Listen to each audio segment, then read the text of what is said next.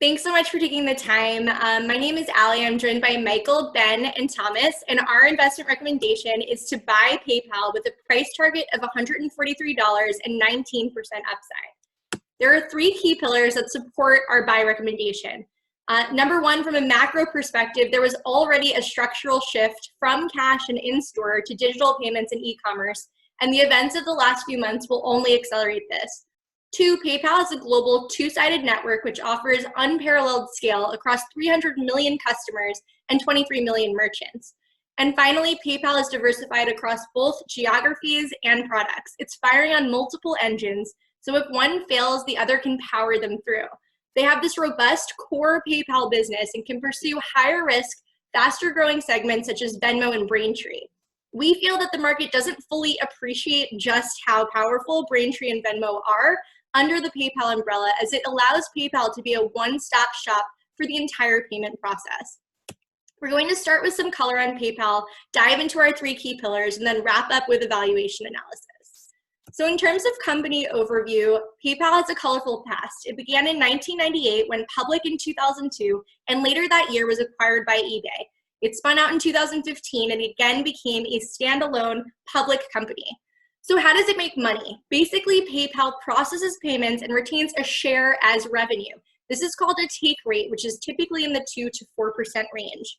From a geographic mix standpoint, the majority of total payment volume, or TPV, this is the amount of payments processed in a given year, and revenue are domestic. It's roughly a 60-40 split US international. One nuance is that cross-border transactions, payments from one country to another, represent 20% of the business and are 1 to 2 times more lucrative. 90% of revenue is transaction revenue, which is dependent on total payment volume, and the remaining 10% is other value-added services, such as extending credit to individuals and businesses. Taking a closer look, this chart breaks out PayPal's products by transaction versus OVIS revenue and orders them by TPV. We can look at them in terms of three major categories. First, stable, primarily core PayPal. This is the PayPal button that you see on websites. In 2016, they decided to partner with a wider range of credit card networks and providers to diversify away from eBay. Also stable in the OVIS revenue section is the PayPal credit business. The second category is declining. This is mainly eBay. They had a 5-year exclusivity agreement where they processed all payments on eBay, but in return, they were not allowed to compete on other major marketplaces, aka Amazon. This expires July of this year, so they're losing their eBay share, but the flip side is that they can compete on their other faster growing marketplaces. Interest income, just less relevant given that rates are at 0. Finally, the fast growing category. So Braintree, this is their gateway business.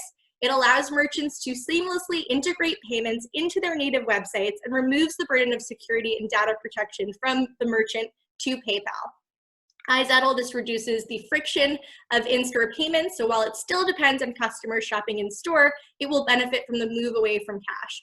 Finally, peer-to-peer, this includes Xoom, which is international peer-to-peer money transfers, and Venmo, which is small today, but this is the highest growth potential due to product innovation such as Venmo cards, also benefiting from that shift from cash to digital payments. In terms of revenue, Gateway and Venmo are leading the way. Historically, Braintree has been lower margin as it mainly processes credit card payments rather than payments through the PayPal button, so it'll drive higher revenue growth with lower margins.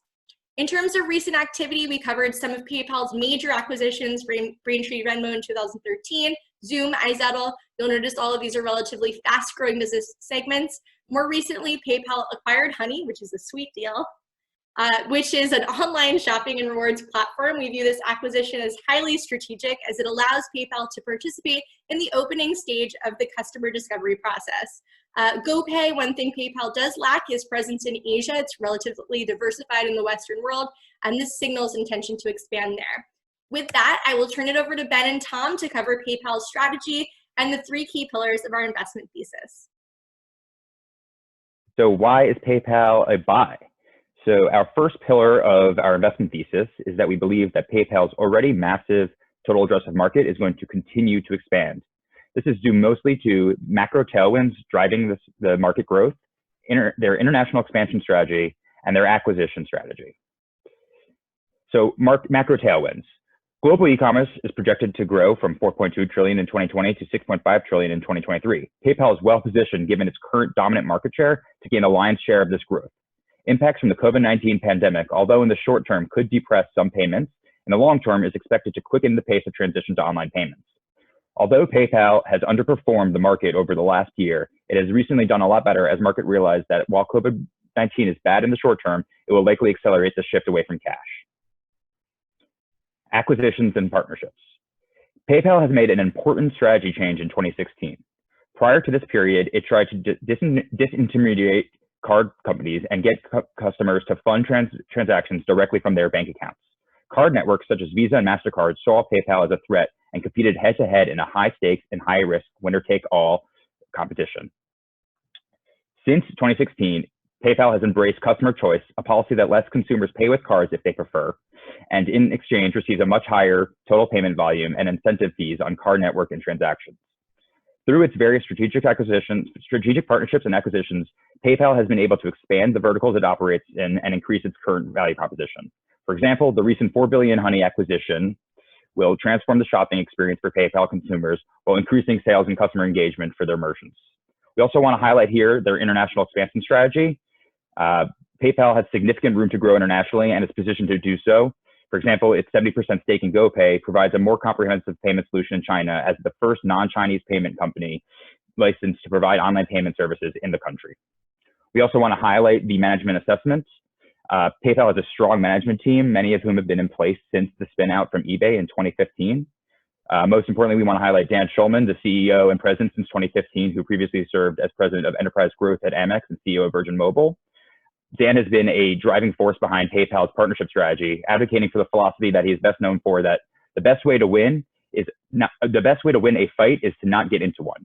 Under Dan's leadership, PayPal has turned would-be rivals like card issuers Visa and MasterCard and big banks like Chase and JP Morgan into partners.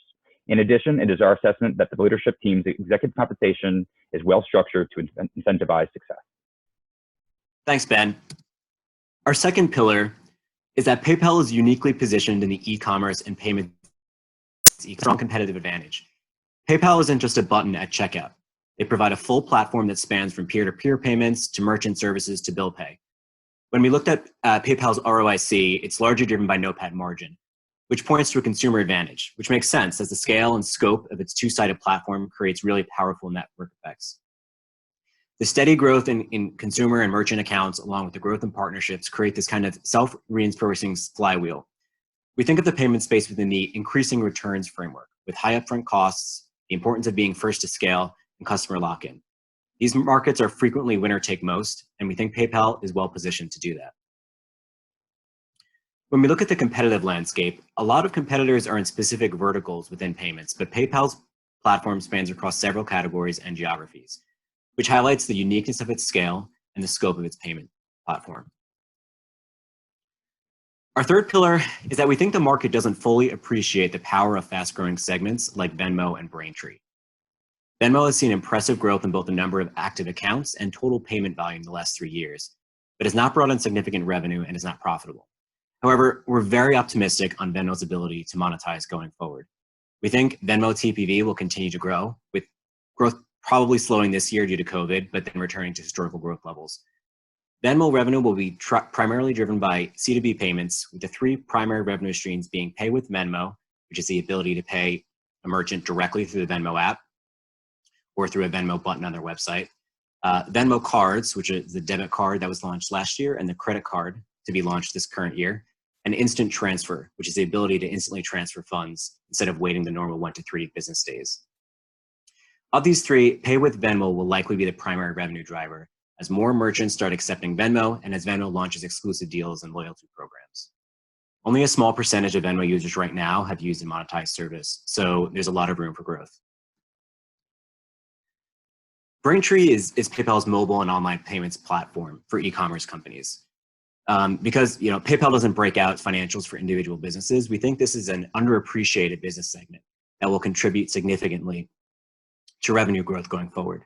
The Braintree platform is really unmatched right now. It's the only way for a merchant to get PayPal, Venmo, Apple Pay, Google Pay, credit cards, etc., in one integration. which is extremely valuable to merchants because it removes friction from the transaction process and has a higher checkout conversion than other platforms. Braintree is also uniquely able to cater to some of the largest tech companies in the world, like Uber, Facebook, and Airbnb, along with smaller, fast-growing e-commerce companies. We think it's fundamentally a better product than Stripe or Adyen. While Braintree is a lower margin business than core PayPal, we think it will have a significant contribution to revenue growth going forward. Now I'm going to turn it over to Michael for the valuation. Thanks, Tom. So for our valuation, we ran 5 different scenarios when evaluating PayPal. The main value drivers we adjusted in our cases were TPV by segment and take rate. Our base case, which factors in our expected COVID-19 impacts, yields a share price of $134 or around a 12% upside. On the other ends of our analysis, our base case target is $95 with a 20% downside, and our bull case target is $176 with a 46% upside. In our bear case, we factored in a decrease in TPV due to a reduction in discretionary spending, as well as a decrease in take rate due to competitive market pressures. Our moderate downside case is driven by higher than expected eBay losses and a reduction in Venmo monetization. In our moderate upside case, we projected an increase in TPV due to faster than expected economic recovery and lower than expected losses from eBay. And then lastly, our bull case is driven by an increase in TPV due to TAM expansion in PayPal's market share, take rate expansion due to the higher cross-border transactions, and a faster increase in Venmo monetization. Next, we weigh the probability of each of our cases with a target price of $142 or around a 19% premium from the current share price. Our implied valuation generates a 20 to 21 revenue multiple of 7x and a 2021 EBITDA multiple of 35x. Lastly, our price target results in about a 15% upside to the 52-week high and a 75% upside to the 52-week low. And with that, we are happy to answer any questions.